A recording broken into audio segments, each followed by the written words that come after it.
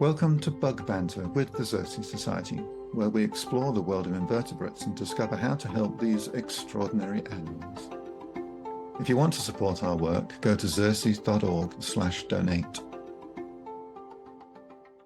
Hi, I'm Rachel Dunham in Missoula, Montana.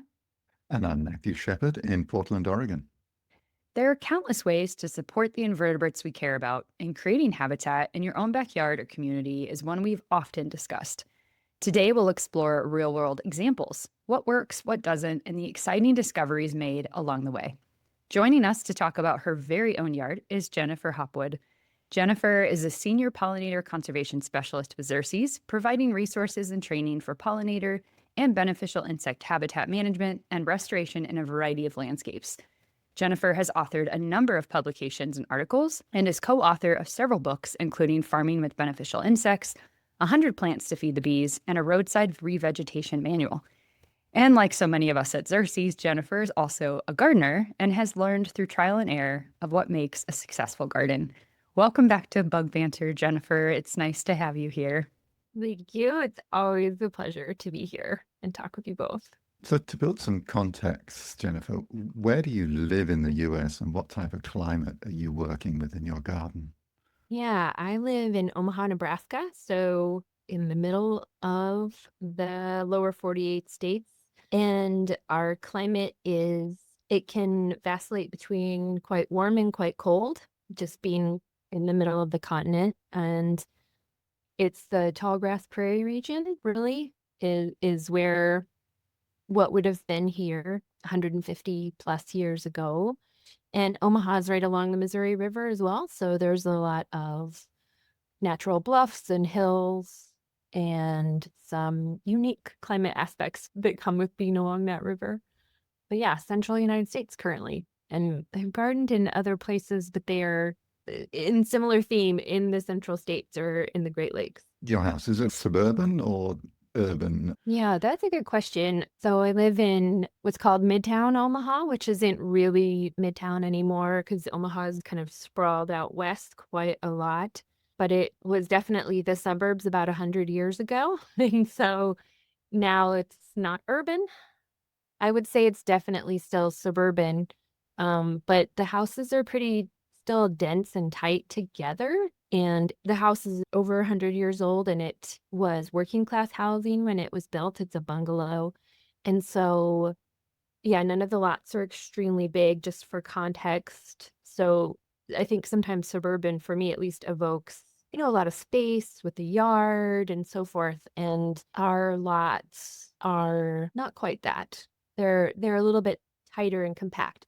However, my own lot is a very funny pie-shaped wedge, just because the street curves quite a lot. So we have a front yard that stretches in an arc, and then a backyard that is just a little triangle. So it's an unusual shape. But you're saying about the suburbs being so different. Yeah. Everybody seems to have a different impression of what a suburb is. If you're in Yeah. the mid-Atlantic, Connecticut, those kind of places, the suburbs might be in, a house in an acre. Yes, that's absolutely right. And, Yeah. where I live and in the suburbs of Portland, Oregon, the plots are like 5,000 square feet. So very, very different conditions that you're working within. Another thing that a lot of people in suburbs deal with are like HOA, homeowners associations, or people in towns in general. There's like city weed ordinances to work within. Are you in an HOA or have any of those things to address?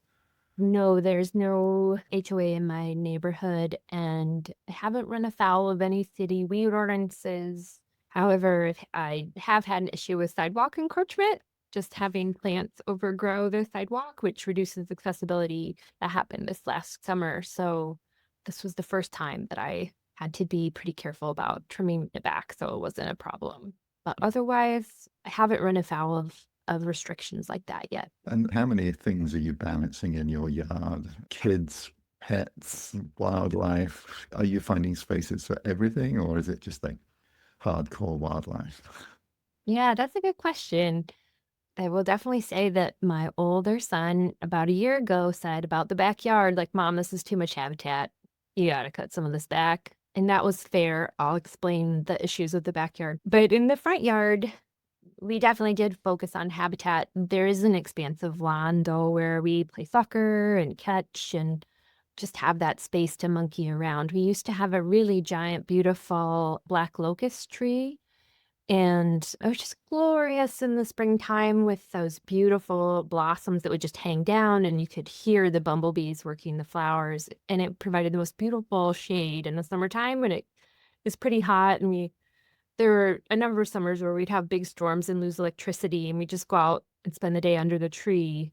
But it came down in a really big storm last summer, and so now we're figuring out how to use that space in a new way and have planted some new shrubs and new trees. So we are balancing kids, and we do have a dog too. And the way that I learned to think about adding a dog to our space was that she adds some disturbance. So there's a combination of recreation and wildlife habitat. And we do have some vegetable gardens, one raised bed in the front and one raised bed in the back.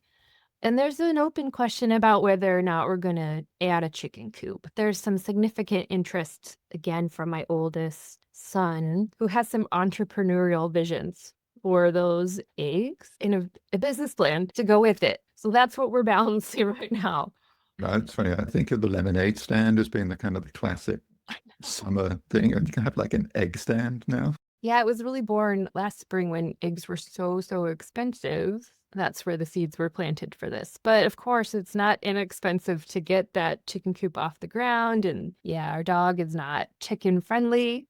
I love it. I think it's a great sample to dive into because you're sort of dealing with a little bit of everything. So, what did your yard look like when you moved in? Did you have good soil? Was it all lawn? How long have you been there? Kind of give us the basis of what you were working with.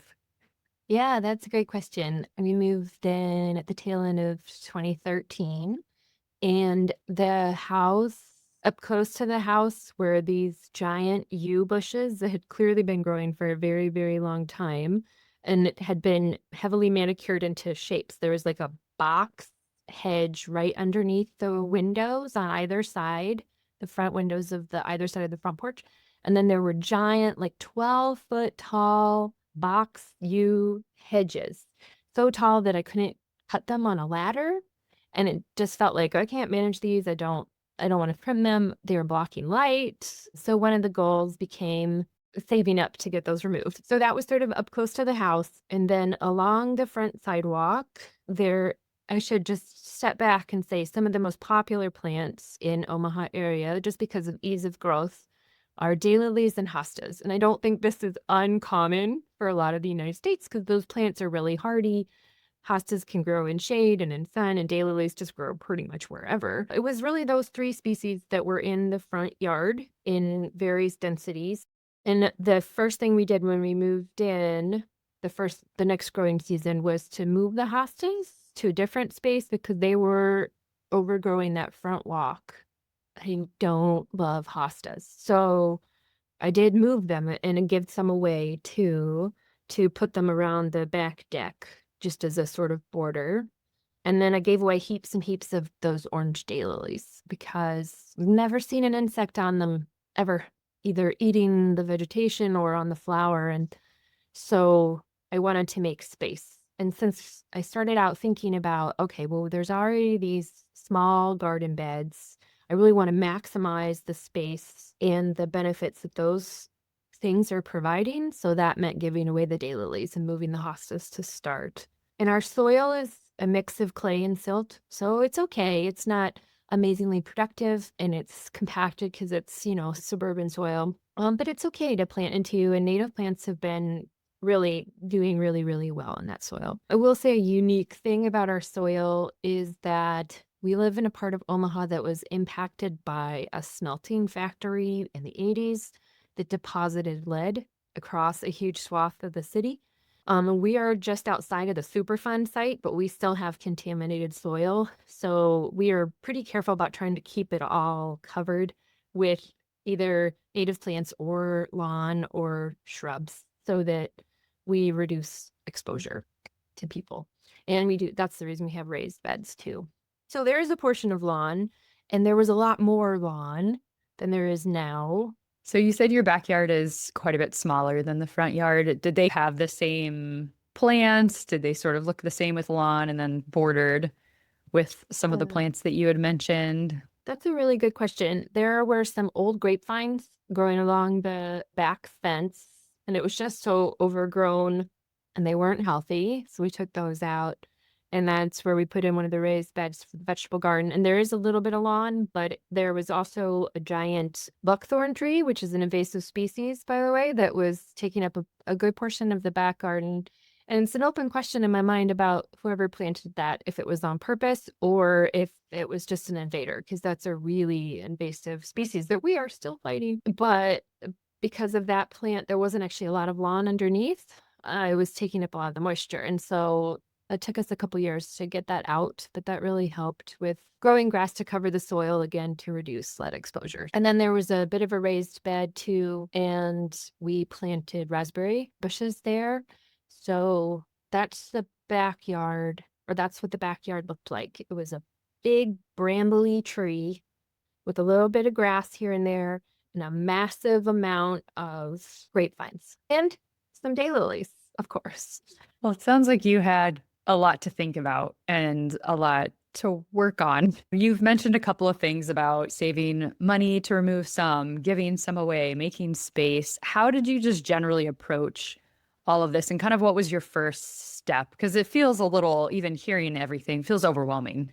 So how did you approach it? What was kind of these small first steps that you took, or did you just dive right into it? I mean, that's a really great question. And it was overwhelming, especially thinking about where to start. But we just took it a little bit at a time and every year kind of tried something new and chipped away at it. And the highest priority was to move those yew bushes, which I'm sure were about 50 to 75 years old. And it felt really sad at the time to take out a plant that old. But also, there was nothing using it, and it was taking up so much space that felt really precious. And I really wanted some flowering plants in those spaces, and I don't regret it one bit. But at the same time, I think anytime you move plants, it's probably just a me thing. Like somehow there's some guilt involved, but the other thing that we did was move those hostas right away along the front sidewalk and then planted in some plugs of native wildflowers and native grasses. And somehow being able to look out the windows and get more light in and then see those native species, it was wonderful because it became like a catalyst for making additional changes. So the other thing I did in the first growing season was take out those grapevines because they were a problem for the chain link fence, which are not exactly incredibly stable. And this is perhaps where I made my first, we'll call them learning experiences. Also could be a mistake, but we had some leftover wildflower seed from a project that I had worked on, and it was just left over. And I thought, okay, it's got a bunch of persistent species. I think that's what I need here to combat all these weeds. So I spread that seed in the backyard in this tiny space, and those persistent species did come up. They were persistent. And another good learning curve was recognizing that, you know, in a natural area, in a natural setting, there's a lot of competition for resources, for light, for soil, for water. And in a backyard or in a front yard, there isn't sometimes that density of plants and that competition right away. It does come over time as things fill in, but not right away. So those plants they're quite happy. And that means that they grow taller than they would, you know, in a natural setting. And so that was an unexpected side effect, an unexpected challenge for that space. So, you know, 11 years later, I'm still trying to figure out how to work with that space. To compound the problem, I added in a couple other species that were quite tall because there's a drain off the house that comes down a slight hill. So it was a wet space. And so I planted cup plant, which is this gorgeous plant in the family Asteraceae, and has this huge leaves that water pools in. It's great for birds and wildlife, and it's just beautiful for people too. But that plant loved that wet space and then spread. So planting additional persistent plants to help combat your persistent plants is not the solution, in case some of you are thinking that out there. It doesn't always work. So we've been figuring out how to navigate that. And it just really involves disturbance and trimming and packing in additional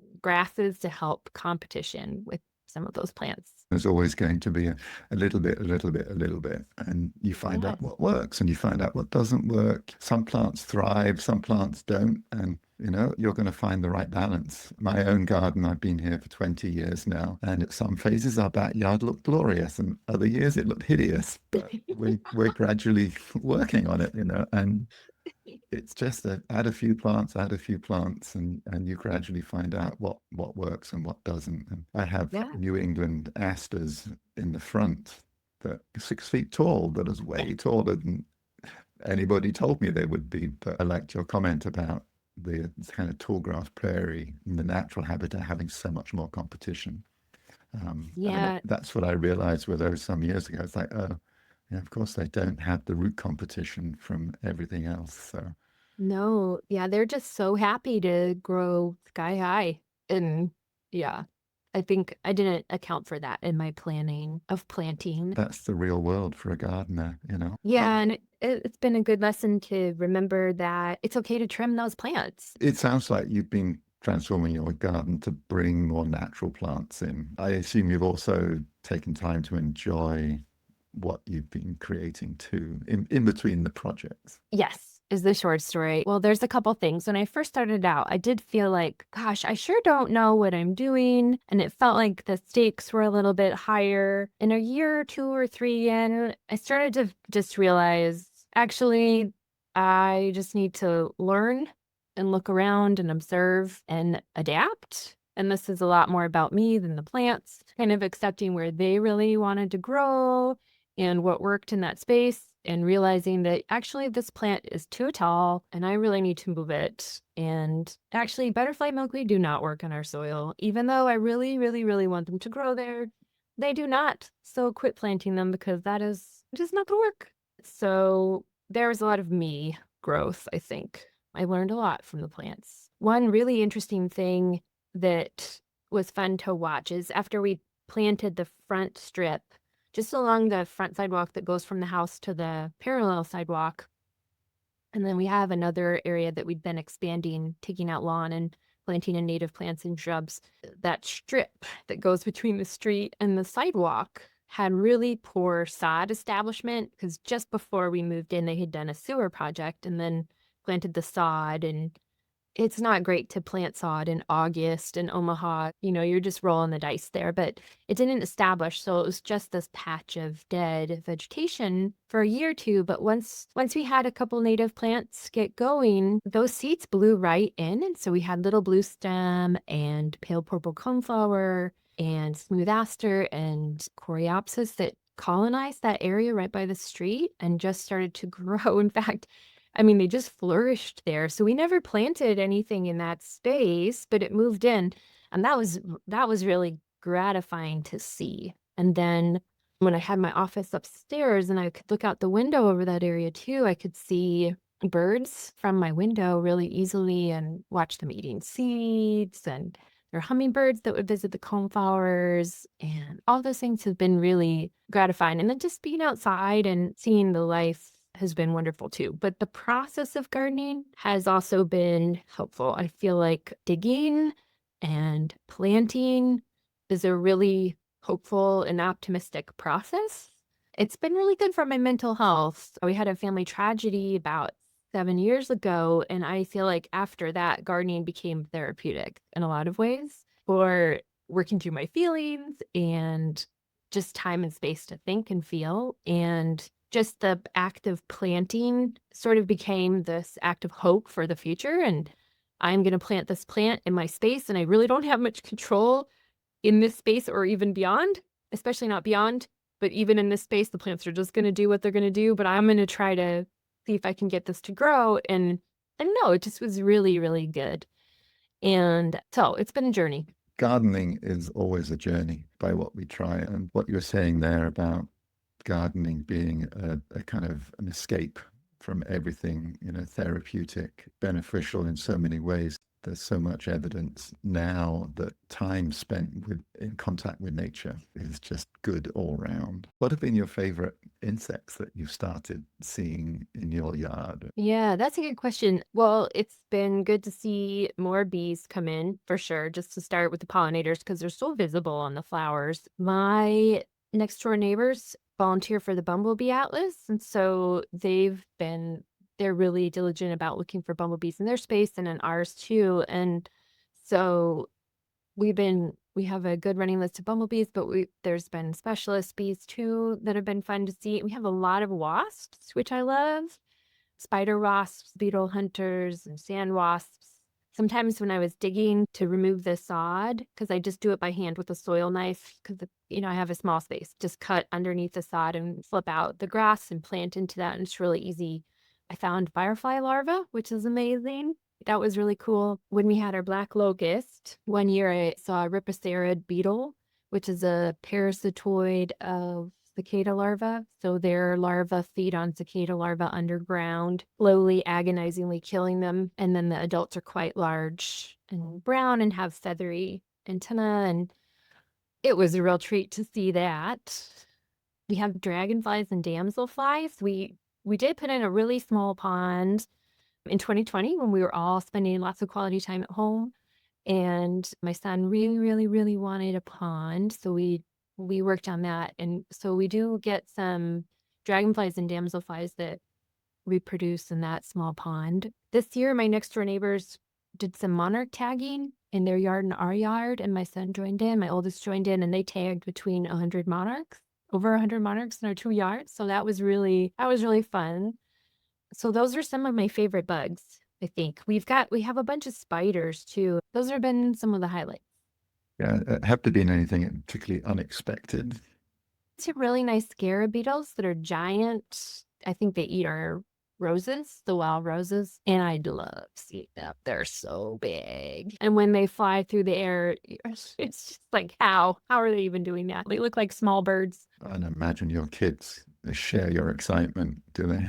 Yeah, for the most part. Yeah, I think there's a lot to turn over and look at, which is fun. This year, when the dragonflies were migrating through, moving south in September, we got out some lawn chairs and popcorn and watched them circle in the yard, and that was pretty entertaining. It's good to feel like we can walk out our door and find wildlife. I think it feels really wonderful. And it can happen on any scale too. I mean, even when I lived in apartments for a long time before we bought a house and settled down, we moved around quite a lot. And that meant renting. And, I just have a window box or a pot that I would grow plants in. And even then, just seeing a little bit of life on those makes such a difference. So yeah, I'm really grateful to have this space. I was going to ask you how your neighbors reacted to the changes in your landscape, but it sounds like on one side, they're thrilled, right? Yeah, well, I feel like on one side, they're just the most amazing human beings to start with, but they also are naturalists. And so we share cool finds in our yard, and it's just really synergistic. So if we have good success with the plant, we'll share, and they are always experimenting with how to get more birds to their yard because they are birders, kind of taking a wider look. So I think some people in the neighborhood definitely took a little bit longer to warm up to them just because they're taller.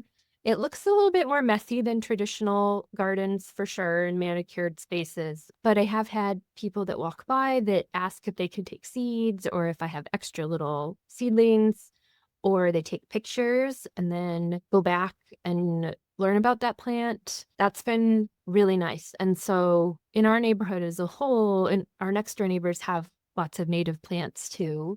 But in our neighborhood as a whole, there's just a lot more out in the landscape than there was 11 years ago. And I'm not taking credit for that, but it feels amazing to see that. And for those of you out there that are native plant gardeners or thinking about it, I think that having that in your space is really powerful for other people to see. Like I said, I think one of the most amazing things is having somebody walk by and say, "What is this plant? It's beautiful.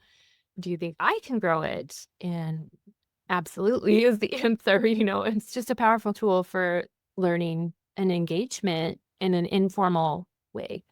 And I really appreciate that a lot. It sounds like you've done so much to transform your yard. You even talked about a water feature. It's not something that everybody puts in. And maybe you'll get to this in this question, but are there things that you would do differently based on what you know now? What are some of the lessons that you've learned along the way with these different projects? Yeah, that's a great question, Rachel. I would definitely think more carefully about locating certain plants, knowing what I know now about their ability to grow quite a bit taller without competition. Thinking about how I grouped certain plants might be good too. That there's a space that's off to the side of the house in the front yard in the pie-shaped wedge. We just call it the tall garden. That's where all the tall plants go, and it works out fine because it provides a little bit of screening for the backyard. But it's pretty much a free-for-all where all the tall plants just duke it out every year, and some of them, every year it sort of waxes and wanes for different populations. And Matthew, you mentioned this, that some years it looks absolutely glorious, and then other years it looks less glorious, perhaps. And I think the thing that I would do differently, or at least I would tell myself differently, is that that's absolutely okay. Totally fine. And just to accept it and not stress or micromanage it. I think adapting to changes has been a skill that I had to acquire with plants, recognizing that, again, they're going to kind of figure it all out. And I'm learning from them as much as I'm facilitating their growth. They're definitely facilitating mine. So giving them their time and space to flourish and establish. And then also not being afraid to move plants if they're not growing successfully in that space, or they're too big, or as we talked about earlier, trimming them back, to not being afraid to trim them back. And not just shrubs, but herbaceous plants too. It's okay to trim back the Jerusalem artichokes so that they're not 14 feet tall. That's fine. Yeah. And just remembering that these are native plants. They're hardy. They are adaptable. They are used to disturbance. So that's actually good for them. Another thing that I have learned is at first, when they started to fill in and seed and spread, I had a hard time pulling them.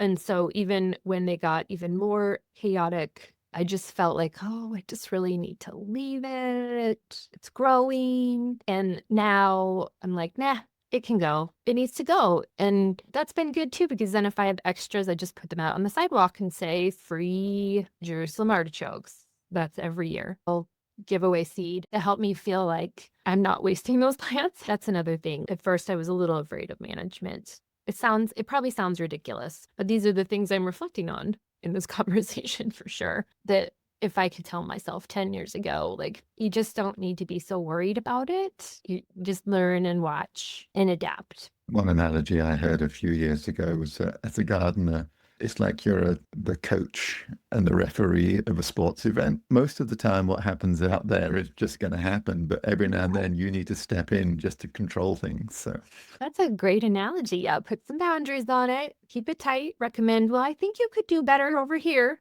Yeah, I appreciate what you said about learning from the plants and that they're going to do what they're going to do. And I think it's hard. I've just started gardening the past couple of years, and I would say some people would probably describe me as slightly controlling with some aspects of my life. And I think with gardening, I've had to learn that you just have to let go, but there's some freedom in that of you do what you can and then you see what happens. But I love that it comes full circle of like, we'll learn from it. And what is it trying to teach you, and go with it rather than trying to go against it. I think that's such good advice, especially because we all have different challenges. Some people do have HOA, some people have horrible soil, some people have great soil. Yeah. And finding out how to balance all of those things, but trying to go with it rather than working against, I think is really, really good advice. So in all these projects that you've done, do you have a favorite that you were like, I loved doing this project? Even though I really miss our beautiful, beautiful tree that's completely gone. And it turned out that it had internal rotting that made it more vulnerable to falling over, but seeing new potential, and we put in a new serviceberry tree, and it'll be quite a bit shorter, but I'm just looking forward to seeing how that grows. I think even the things like the putting in 2 aggressive species in the backyard and then adding more aggressive species on top of that has been fun, even if it was the wrong choice twice. Yeah, there's upsides to mistakes too. What are some resources that you would recommend to listeners if they're interested in adding habitat to their yards or their community? Yeah, that's a great question too. We have a Parks and Yards habitat assessment guide, and that's just a paper publication, and it walks you through how to score different aspects of your space and somehow trying to articulate how many blooming species you have or how much cover you have and whether you do have plants that provide like stem nests, for example, or you have little patches of bare ground here and there or so forth, just in your space or in your neighborhood. It's really helpful to find those gaps where you could, you don't have to overhaul your whole yard, but you could say, oh gosh, I could put in some wild roses. And that would mean that those stems are going to support little tiny carpenter bees. And wouldn't that be a neat thing to add to my yard? Or I really love birds, especially goldfinches. I'm going to add some echinacea. I don't know. It's helpful to find the bloom gaps. So that's a good resource if you're thinking about how to start integrating pieces of habitat. It doesn't have to happen overnight. And of course, we have a lot of good plant lists on our website too, our Pollinator Conservation Resource Center. And we're working on a tool right now to help with getting native plants to people that want to support monarchs as well. So that's in the works. I did read some books about gardening, but somehow, and I think there are more now than there were when I was first starting out about how to work with native plants and how to plan. And I just really muddled through that aspect. So I think it would be good to look at your library and just see if there's some local resources on native plants and gardening with native plants. I was going to say, what you were describing there, I think, is the experience of many, many gardeners. We just kind of muddle through. We listen to things, we read an article in the newspaper, maybe. Yeah. We hear something from a friend, you get a tip, and then you try it, and sometimes it works and sometimes it doesn't. And we just muddle through, and then over time, the plants decide for us, and we live with what we have. Yes, you're totally right. You're totally right. And, your local community is a good source of information too, because I can tell people probably don't grow Jerusalem artichokes in your backyard alongside cup plant because they'll get too tall, but others can offer much more refined guidance too. I agree about the local community. I talked about this in a previous episode about our local farmers market and having the luck of being there when the Native Plant Society was selling their native plants. And I asked them so many questions because I just don't know what I'm doing. And over time, I've learned, but being able to actually talk to someone in my community who has done something similar has been gold. It's such a good resource. So trying to find presentations in your community and reaching out to master gardeners or other organizations that work with native plants, that's been really helpful for me. Yeah. And hearing your stories too, Jennifer. I know that we do not live in the same state or climate, but I do think that it is helpful to hear just the lessons that you've learned and things along the way. And I have to ask before we go to our last 2 questions, you said that your son said, Mom, it's too wild in the backyard. Was that because he wants a chicken coop? That was pre-chicken coop. It was really because the cup plants were so tall that we couldn't get through. And my youngest, who's now 4, kind of likes going through the cup plants because it feels like a jungle. But that year, they were so dense and tight, and I hadn't stayed up with it. I hadn't been controlling it, and you couldn't get through. So it was just like a dense forest of cup plants and Jerusalem artichokes, which both of those grow 12 to 15 feet tall in that area, and they have really thick stems, and they're like a little rough. So as kids trying to go through it, it was like a lot of work. It wasn't fun anymore. So that was a really good reminder. Yeah, you just have to make that space work for multiple people. It's not just me and the bugs. Well, Jennifer, this has been such a pleasure. Before we actually started recording, we chatted for a while and we said, oh, it's just always so nice to hang out with you and talk about stuff. But to hear your anecdotes and your experiences of gardening in the real world, as I said, muddling through and figuring it out. But after a decade or more, you're beginning to get a garden that you want, that you can see the benefits from, and other people in the neighborhood enjoy as well, by the sound of it. Anyway, so thank you Thank you so much. This has been really fun. As Rachel said, we have our last two questions. Yeah. Since you've been on before, we're having to come up with fresh ones. So the question for you now is, what has been the most rewarding part of your career? I really like that we have the capacity to take a look at problems and try to come up with multiple possible solutions to help alleviate those problems, whether we're coming at it from a research angle or just getting habitat on the ground or working with partners on education. That's been really, really, really gratifying. I also really love working with dedicated and creative colleagues, especially the two of you, and partners as well. I feel like on a daily basis, I learn so much from the people I work with and am inspired by them. That's absolutely super rewarding. Thank you, Jennifer. I started to get a little emotional because I love working with you so much. And we are fortunate to just be surrounded by so many amazing people. I love that answer. So yourself included. We were so looking forward to this today. Any chance we get to sit down with you is always such a pleasure. So I'm going to ask you our last question that we just recently added. What is your favorite science or conservation related book? One that got me kind of started on insects was May Berenbaum's Bugs in the System. She kind of tells a whole bunch of stories in that book about how insects impact humans over the course of history. And it's so interesting. And also just, she's a really engaging writer. So I really love that book. And then ones that are on my nightstand right now are The Light Eaters. It's about plants and how unbelievably amazing they are in completely mind-blowing ways. And then also An Immense World by Ed Young, which is also about all these different ways that animals sense things. That's really eye-opening also. Those are some of the things that I'm reading right now. And then one that was really important to me about 25 years ago, for sure. I love those. Well, thank you, Jennifer, so much. I've loved hearing about your yard, and thank you for your time today and for sitting down with us. As always, it's always so wonderful.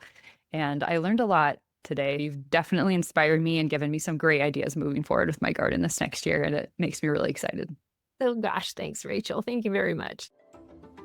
Bug Banter is brought to you by the Xerces Society, a donor-based nonprofit that is working to protect insects and other invertebrates, the life that sustains us. If you are already a donor, thank you so much. If you want to support our work, go to xerces.org/donate. For information about this podcast and for show notes, go to xerces.org/bugbanter.